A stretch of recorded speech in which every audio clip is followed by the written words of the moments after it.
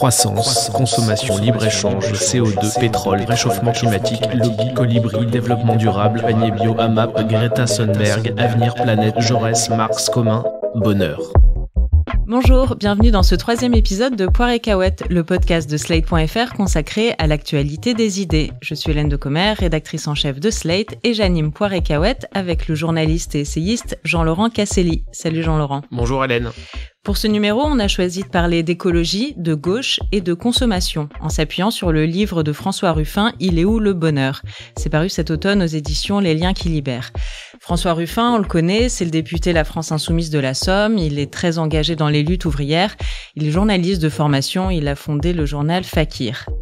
On va discuter de ce livre et du thème principal qu'on en a dégagé, l'Alliance rouge-verte est-elle l'avenir de la gauche ? Avec Gérald Andrieux, directeur adjoint de la rédaction de Marianne et essayiste. Bonjour Gérald. Bonjour Hélène. Et Richard Robert, historien des idées, éditeur du site internet Telos. Salut Richard. Bonjour. Richard, on peut qualifier Telos de think tank côté gauche réformiste, c'est ça ? Oui, social-libéral, enfin il y a une nébuleuse, il n'y a pas une ligne politique claire, mais il y a clairement une sensibilité qui va dans ces directions. Très bien. Jean-Laurent, je vais te laisser résumer le livre de Ruffin. Alors dis-nous, il est où le bonheur pour lui ? En tout cas, le bonheur, il n'est ni dans la croissance, ni dans la concurrence, ni dans la mondialisation, ni dans aucun de ces termes honnis qui, selon François Ruffin, épuisent les Français. La 5G, le frigo connecté, ça ne les fait plus rêver. On peut d'ailleurs résumer la thèse de son petit livre à cette phrase « La croissance ne fait plus le bonheur ». Dans ce recueil de textes, Ruffin, le militant de la gauche à l'ancienne, met en scène sa conversion à l'écologie politique. Alors attention, pas à n'importe quelle écologie, Greta Thunberg et les marches pour le climat, c'est sympa certes, mais selon Ruffin, il faut aller plus loin. D'où la première thèse du livre, en opposition avec le côté parfois consensuel et bisounours de l'écologie, la transformation écologique de la société ne viendra pas juste des boycotts, des paniers bio et des friperies, des petits gestes et des colibris, il faut transformer le modèle en profondeur. C'est la deuxième thèse du livre, pour transformer le modèle, il faudra des lois, certes, mais il faudra surtout un désir. L'écologie réclame avant tout une révolution de l'imaginaire, écrit Ruffin, et même un bouleversement spirituel. Désormais, le bonheur serait dans les liens plutôt que dans les biens. Et voici un slogan de campagne qui séduira certainement les groupes sociaux éduqués, alors que les catégories populaires ne sont pas nécessairement acquises à l'idée de se priver d'avion, surtout quand elles ne l'ont jamais pris, ou de viande, surtout lorsqu'elles ont du mal à remplir leur caddie. La troisième thèse originale du récit de Ruffin, c'est donc que pour gagner, c'est-à-dire pour être majoritaire dans les urnes, il faudra réconcilier ce qu'il appelle les deux cœurs de la gauche, les prolos et les intellos, autrement dit le rouge et le vert. Et là, ça n'est pas gagné, puisqu'entre la fin du monde et les fins de mois, entre les gilets jaunes et les marches pour le climat, la convergence ne vient pas. Pourtant, Ruffin affirme pouvoir œuvrer à ce rapprochement des électorats. C'est en tout cas la stratégie qu'il annonce dans ce livre, le deuxième qu'il aura publié en 2019, avant peut-être un programme politique pour 2020. On va commencer par un petit tour de table. Est-ce que vous pouvez déjà nous dire en quelques mots ce que vous avez pensé du livre, Richard Robert ? Alors moi, j'étais très sensible au côté sincère de Ruffin. Et par rapport à ce que vient de dire Jean-Laurent, je préciserai ceci, c'est que il n'y a pas tellement une réflexion politique aboutie dans ce livre, il y a plutôt une tentative de réfléchir, et une tentative qui est honnête. Il ne se raconte pas d'histoire sur la difficulté de mêler des sociologies assez différentes, d'articuler des causes qui au fond ne sont pas les mêmes. Alors évidemment, de temps en temps, il tente bien de leur trouver des ennemis communs, par exemple ce fameux traité CETA et au-delà les accords commerciaux multilatéraux, mais on sent bien que c'est ténu. Et ce qui est bien dans le bouquin, c'est que Ruffin lui-même s'affronte à cette difficulté. Il contourne pas l'obstacle. Gérald Andrieux ? Alors moi, je craignais le pire, étant donné le titre. Un titre emprunté à une chanson de Christophe Maé, ça vous refroidit. Ensuite, une introduction où l'auteur lui-même explique que ça n'est qu'une ébauche de livre, que c'est inabouti, qu'il y a des lacunes, etc. C'est assez terrifiant, donc je me suis lancé dedans un peu à reculons, je dois bien le dire. Mais j'avoue que moi aussi, j'ai été touché par l'honnêteté de François Ruffin et par sa finesse, finalement. C'est peut-être pas abouti, mais il se montre très fin, et il n'est pas aussi bourrin que certains voudraient nous le dire. C'est-à-dire que il est anti-élite, mais pas totalement. Il explique, effectivement, pour les classes populaires, un combat, et notamment le combat écologique, pour être gagné qu'à condition qu'il y ait jonction entre les classes populaires et la petite bourgeoisie éduquée. Grosso modo, il veut réunir les prolos et les profs, et je trouve que c'est assez séduisant. Effectivement, dans les faits, ça fonctionne mal, mais c'est une stratégie assez fine, finalement. Avant d'entrer dans le dur du sujet, je vais vous poser une petite question un peu personnelle. Est-ce que vous pouvez nous dire, chacun, combien de fois par an est-ce que vous prenez l'avion ? Jean-Laurent. Moi, je suis un peu embêté parce que pendant très longtemps, j'avais peur de l'avion, donc je ne le prenais pas. Mais à l'époque où tout le monde s'en foutait, et maintenant que je le reprends depuis quelques années, c'est la honte de le faire. Et par ailleurs, je suis venu en trottinette électrique. Enfin, d'abord en TGV, puis en trottinette électrique, donc j'ai consommé beaucoup d'électricité nucléaire pour venir. Richard Robert. Moi, je prends souvent l'avion parce que j'ai de la famille en Allemagne, une belle-mère notamment, et que pour des raisons de paix des ménages, j'y vais environ une fois tous les 2 mois, et puis il y a aussi quelques voyages professionnels. Mais cela dit, je suis sensible à ce que raconte Ruffin sur le fait de limiter les déplacements en avion quand c'est des distances qui sont atteignables en TGV. Il a raison, au fond. Et Gérald ? Moi, je suis irréprochable, vertueux, je ne prends jamais l'avion. Non, je déconne. Je le prends 4 à 10 fois par an. J'ai regardé la statistique de mes déplacements, c'est en comptant aller-retour, 4 à 10 fois par an. Il se trouve que moi, j'ai de la famille à Nice. Et effectivement, je suis sensible à l'argument que développe Ruffin dans son livre pour les lignes intérieures. Mais il se trouve que pour aller à Nice, il faut 5h30 de train, dont une dernière partie façon tortillard. Donc je suis fatalement obligé de monter dans un avion et je ne comprends pas trop pourquoi on devrait en avoir honte aujourd'hui en fait. Ruffin d'ailleurs écrit dans un des passages les plus marrants de son livre que sa directrice de cabinet prend l'avion en vacances pour aller aux États-Unis et que le directeur du journal Fakir qui l'a fondé est parti aux Canaries. Enfin voilà, donc il montre les contradictions en fait de y compris de ses proches, donc de gens qu'on imagine être plutôt des militants sensibles à la cause écologiste, pour montrer à quel point c'est difficile dans les faits d'allier la théorie et la pratique. Et c'est vrai que prendre l'avion, c'est devenu un marqueur assez fort ces derniers mois, et notamment depuis qu'il a déposé cette proposition de loi sur laquelle il revient dans son livre. Donc t'en parlais, Gérald, c'est l'idée de Ruffin, c'est d'interdire les vols d'avions intérieurs en France au profit du train, quand le rail permet un trajet équivalent plus 2h30. Donc c'est précisément ça. Mais au-delà de ça, pour Ruffin, il y a l'idée générale qu'il faut changer radicalement nos modes de vie, et surtout que cela doit en passer au moins en partie par la loi. Qu'est-ce que tu penses, Richard Robert, de ce côté autoritaire en fait de lutte contre le changement climatique par la loi ? Alors moi, je suis pas opposé du tout à l'idée d'un passage par la loi. On pourra discuter tout à l'heure de la version écologie punitive de l'affaire, qui effectivement est sans doute pas la meilleure technique, mais on parle ici effectivement de choses fondamentales, de choses qui demandent à être encadrées, et pour le coup, même quelqu'un qui est sensible aux vertus de l'économie de marché comme moi ne peut pas ignorer non plus que ça s'encadre, tout ça. Et il y a un exemple qui me vient à l'esprit et auquel qui est une sorte de référence aujourd'hui pour moi. C'est la directive REACH de l'Union européenne. Tu peux nous détailler ce que c'est ? Alors ça touche le secteur de la chimie, ça touche pas exactement les émissions de carbone, mais disons l'idée d'une chimie propre, verte éventuellement, on peut en discuter. Ce qui est certain, c'est que c'est une sorte de terrain de jeu commun imposé vraiment au forceps par la Commission et puis par les États membres en 2007, et qui a littéralement changé les règles du jeu en profondeur. Là où c'est intéressant, c'est que ça n'a pas simplement contraint les acteurs à faire évoluer leur mode de production, par exemple, ça leur a donné aussi un avantage compétitif à l'export, c'est-à-dire qu'on a une chimie européenne qui était un peu à la traîne et qui aujourd'hui en avance, et sachant que les normes vont remonter d'une façon ou d'une autre et que parfois le protectionnisme des uns va s'exprimer sous la forme de préférences collectives avec des normes sanitaires, des choses comme ça. En gros, prendre de l'avance sur ces sujets-là, c'est bon pour l'industrie.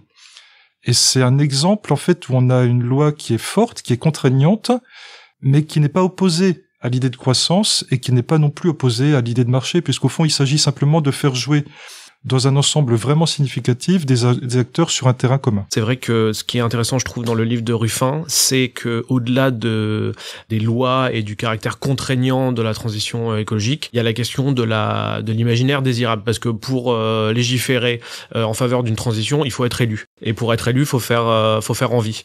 Et on sait très bien que c'est le gros problème de l'écologie politique, c'est que elle est partagée entre des gens qui promettent que ça va bien se passer, au risque d'être accusé de verdir à la marge en fait le système, et de gens qui vont être jugés à l'inverse trop radicaux, donc décroissants.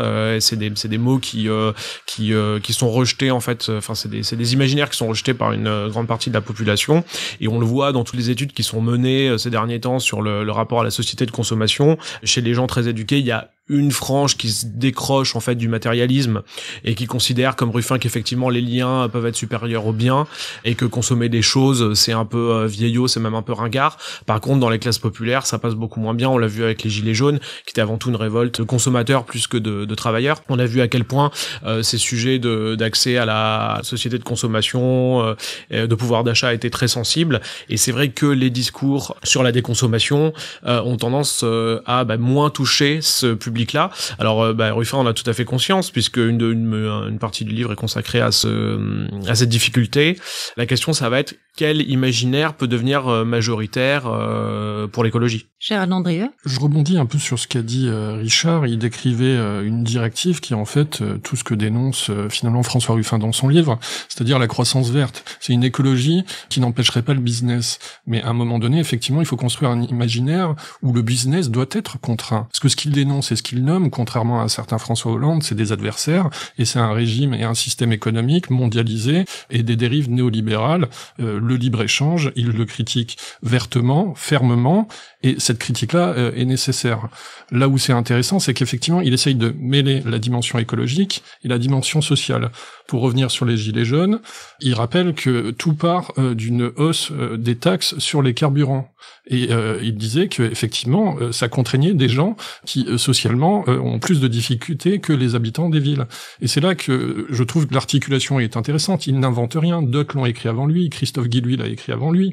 Beaucoup d'autres ont dit ça. Mais pour un responsable politique, d'avoir toujours en tête que la dimension écologique, qui va être quelque chose de prépondérant demain, doit toujours s'articuler à la question sociale, c'est essentiel. Reste à construire un imaginaire, et c'est là la difficulté. De toute façon, pour Ruffin, ce qui est très clair, c'est qu'il faut pas compter sur les riches ou les ultra-riches. Il les dénonce vertement en disant que de toute façon, ils vont se carapater ou ils y vont déjà en Scandinavie. Certains vont chercher refuge en Nouvelle-Zélande.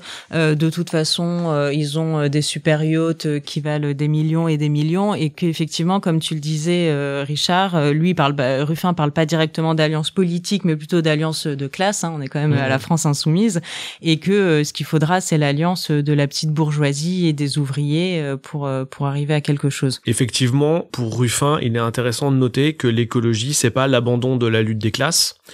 C'est plutôt le renforcement et le renouvellement de la lutte des classes. D'ailleurs, il est très critique sur l'écologie, encore une fois bisounours entre guillemets, c'est-à-dire une écologie qui serait consensuelle et qui serait une sorte de allez, on se tient tous la main, tous ensemble pour le climat. Et le risque en fait de ce type de discours, c'est que politiquement, c'est qu'il y a plus de conflit. En fait, si on est tous alliés pour sauver la planète, en fait il y a personne en face, et ça c'est vrai que dans une perspective marxiste, c'est pas bien.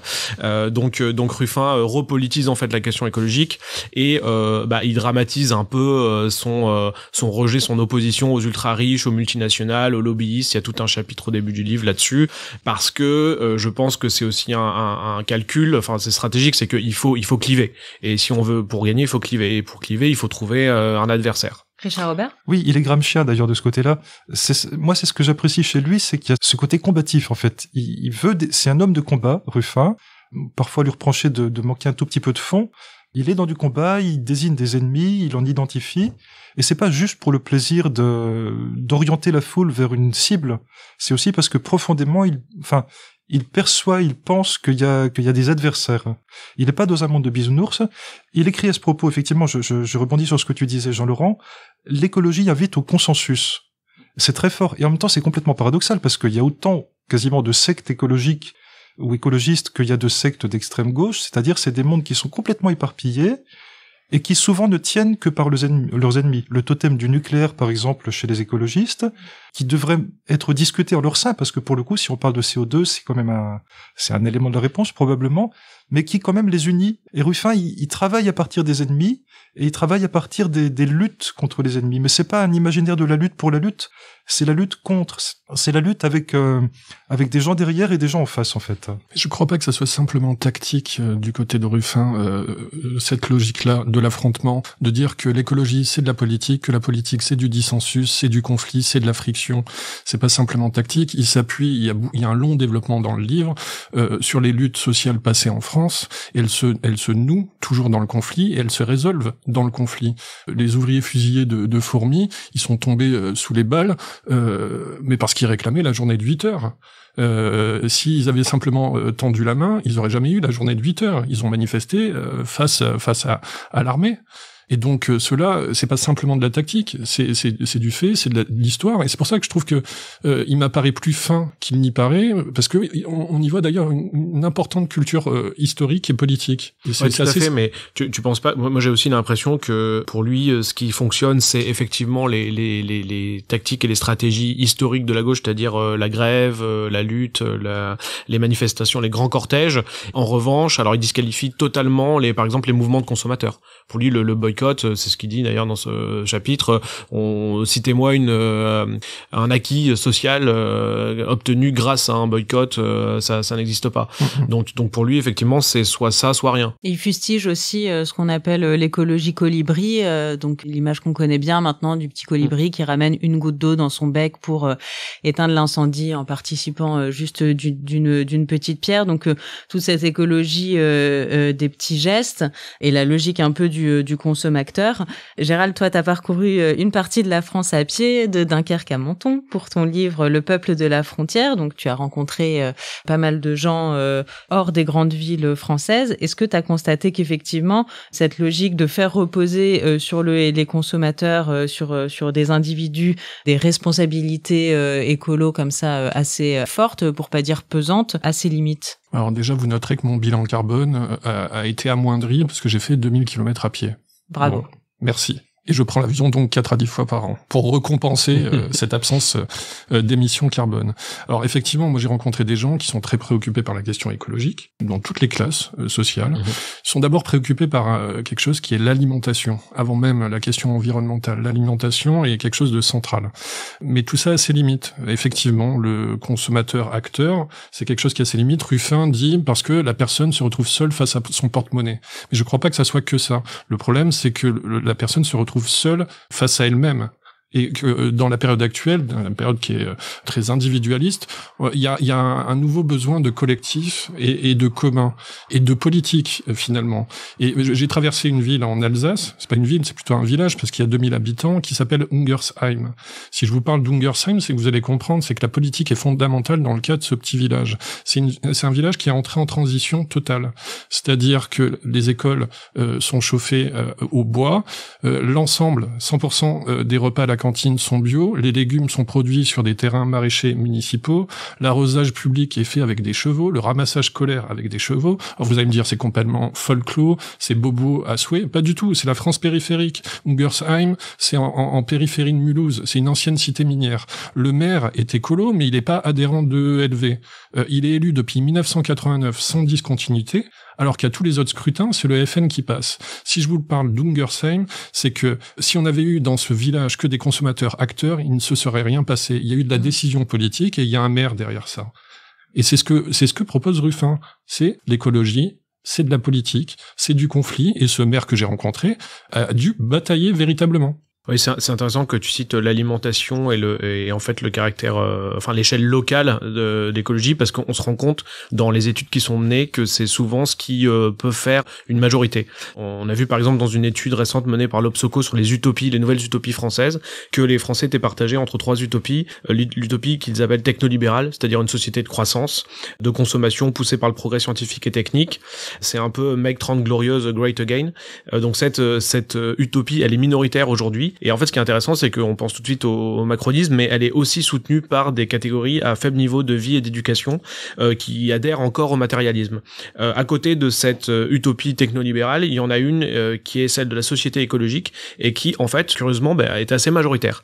Pourquoi ? Parce qu'elle rassemble à la fois des jeunes diplômés qui habitent dans les grandes villes, parmi lesquels une minorité seulement de décroissants, adeptes de sobriété écologique, mais également des populations séduites par le retour du local, mais qui sont plus suspectes sur les aspects de déconsommation. Voilà, en tout cas, une société écologique qui s'articulerait autour du local semble pouvoir former une coalition peut-être majoritaire un jour. Tout ça, j'ai l'impression, pose quand même la question de quelle est la bonne échelle pour agir. Richard Robert, est-ce que Gérald parlait donc d'un village? C'est vrai qu'il y a le côté, il y a la tentation un peu hyper locale, terroir. Et après, qu'est-ce qu'on peut faire aussi? Est-ce qu'on peut reporter ça à l'échelle de tout un pays?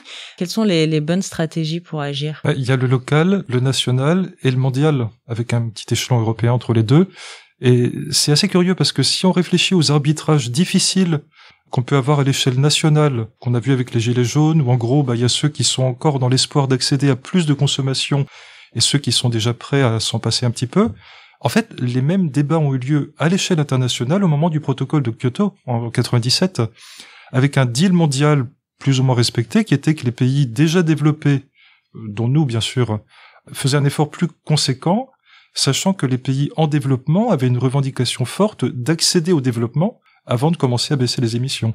La donne a un peu changé parce que la Chine, notamment, tout en accédant au développement, a eu des problèmes tels de pollution, et puis une stratégie telle, également une capacité stratégique, elle s'est engagée plus vite qu'on ne l'espérait sur quelque chose qui est très vert en termes de CO2, sachant qu'ils partent de loin, bien sûr. Mais en tout cas, cette échelle globale, elle se duplique en quelque sorte à l'échelle nationale. Pour en venir au cœur du sujet, Ruffin a raison là-dessus. L'économie du colibri, les petits gestes, économiquement parlant, passez-moi l'expression, c'est du bullshit. Ça n'a aucun impact. Et comme le disait Gérald, en fait, on est ici sur une question politique qui requiert de vrais arbitrages, des réglages forts, pas faciles, du dissensus, du vrai débat. Et a priori, le domaine d'excellence pour ça, c'est le national. C'est-à-dire, c'est quelque chose qui doit avoir lieu. Alors, on parlera peut-être de la Convention citoyenne sur le climat, mais autrement, le Parlement, l'espace public réglé au niveau national, c'est l'espace de référence pour moi, pour faire ces arbitrages qui sont fiscaux, etc. Et alors justement, au niveau national, est-ce que l'idée d'une alliance rouge-verte est cohérente et possible politiquement ? Gérald Andrieux. Alors l'alliance rouge-verte, il faut voir qui on met derrière. Si la question c'est est-ce que Europe Écologie peut s'entendre avec la France insoumise, il y aurait une forme de logique, mais en politique, il n'y a pas de logique, comme en politique, il n'y a pas d'arithmétique. C'est-à-dire qu'on associera, on additionnera jamais les deux électorats, notamment parce que une bonne partie de l'électorat d'Europe Écologie est un électorat consensuel. Véritablement consensuel, basé dans les villes, en bonne partie, et ça ne peut pas fonctionner. Et par ailleurs, il y a des logiques d'appareil, des logiques de boutiquier, on va dire. Est-ce que les épiciers ont envie de n'être plus qu'une seule, et même épicerie, et puis qui sera derrière la caisse et derrière le comptoir? Est-ce qu'on imagine, grosso modo, Jean-Luc Mélenchon, Premier ministre de Yannick Jadot? Je crois difficilement. Pas.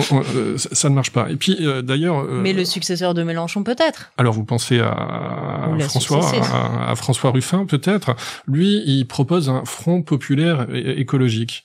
Donc tu pourrais prendre la tête, éventuellement. Eh ben, il le lance comme ça, mais sans trop définir exactement ce qu'il met derrière, et qui, effectivement, pourrait en prendre la tête. Il faut rappeler que François Ruffin a quand même lancé Nuit debout, le mouvement le plus horizontal auquel on n'ait jamais assisté. Le problème de l'horizontalité, c'est qu'il n'y a aucune décision qui n'est prise, et finalement aucun conflit, aucun dissensus. Et donc c'est marrant que le François Ruffin qui nous parle de conflit pour faire de la politique ait été à l'origine de Nuit debout, qui était vraiment l'endroit où on votait pour savoir s'il fallait voter. J'avais l'impression d'être dans une AG d'écolo des années 80.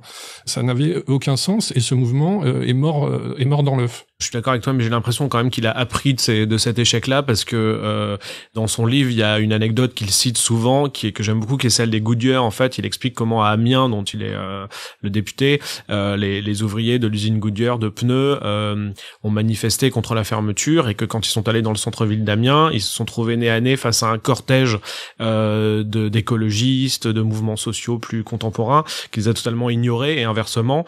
Et donc il explique que c'est aussi une réalité sociologique, c'est-à-dire que les ouvriers de Goodyear habitent dans la grande couronne périphérique d'Amiens, alors que les nouveaux militants sont plutôt dans le centre-ville, et qu'en fait ils n'ont pas les mêmes préoccupations, pas les mêmes codes culturels, et qu'en fait ils s'ignorent totalement. Donc j'ai l'impression qu'il a quand même travaillé là-dessus, et sur les limites justement d'un front populaire qui serait réduit à du Nuit debout. Un mot, Richard Robert, sur la question de l'alliance ? Au moins deux éléments.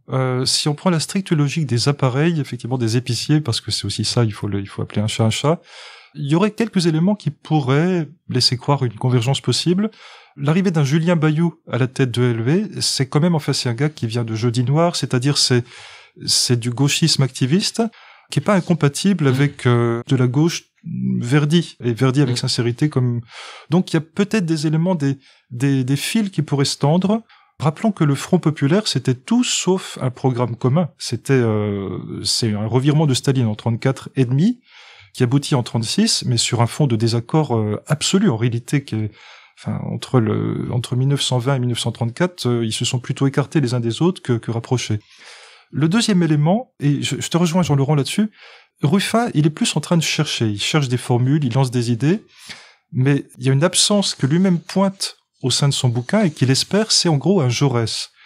Et Jaurès, on parlait des luttes tout à l'heure. Jaurès, c'est à la fois l'homme qui est parti de Carmaux pour aller jusqu'au Parlement, qui a amené du social au politique, mais c'est aussi l'homme de la synthèse réputée impossible au sein des différents courants du socialisme français au moment 1900. Et en gros, s'il y a eu une capacité d'accéder au pouvoir à partir de l'après-Première Guerre mondiale, c'est grâce au travail de synthèse, au travail intellectuel mené par Jaurès. Et Ruffin, en fait, il attend un Jaurès, il ne se situe pas lui-même comme étant ce Jaurès, mais il espère en être les prémices. En fait, on sent bien qu'il dit pas que tout va être facile. On sent que c'est un espoir un peu vain pour lui-même qui pointe qu'il faudrait faire ce travail-là. Et c'est en ça d'ailleurs que le livre reste honnête, c'est qu'il ne prétend pas le faire à la place. Il prétend ni que ce sera facile, ni que lui-même est en train de le faire. C'est un livre qui prépare le terrain en quelque sorte. Oui, la question étant de savoir si il est encore possible d'avoir ce genre de coalition dans la France de 2020. Il faut peut-être moins raisonner en termes de coalition qu'en termes de travail intellectuel, de travail politique, et qui est un travail de long terme, qui ne peut pas se faire en un an. Faut dire que Jaurès avait un outil formidable pour réunir les gens, c'est la République. C'est idiot, c'est un mot un peu dépassé, et je suis pas sûr qu'un Julien Bayou ait beaucoup de respect pour la chose républicaine. D'où la difficulté, effectivement, de réunir tout le monde sous un même drapeau. Et bien justement, pour clore cette émission, je vais vous proposer un petit jeu de pronostics, de nous dire quel pourcentage, selon vous, François Ruffin pourrait obtenir à la présidentielle de 2022 si tant est qu'il se présente. Jean-Laurent. Alors, s'il arrive à réunir toute la gauche radicale, une partie de la gauche plus centriste, et, allez, on va dire la moitié de l'électorat écolo, pourquoi pas jusqu'à 18-20%. Gérald. Alors, il sera au second tour à 600 000 voix près. Et Richard? Ah, moi je pense qu'il aura 12 au maximum. Il fait beaucoup plus excité, moins solide qu'un Mélenchon, avec tous les défauts qu'a Mélenchon. Ce qu'il a derrière lui comme sensibilité politique, c'est fort, c'est presque majoritaire, je le pense. Mais la personne de Ruffin est encore un peu ténue pour porter ça. À nouveau, entre le vieux patron et le jeune, il y a du chemin à faire. Et toi, ouais, Hélène? Je serais proche aussi de ton pronostic, Richard. Je dirais pas au-delà de 15 et encore grand maximum.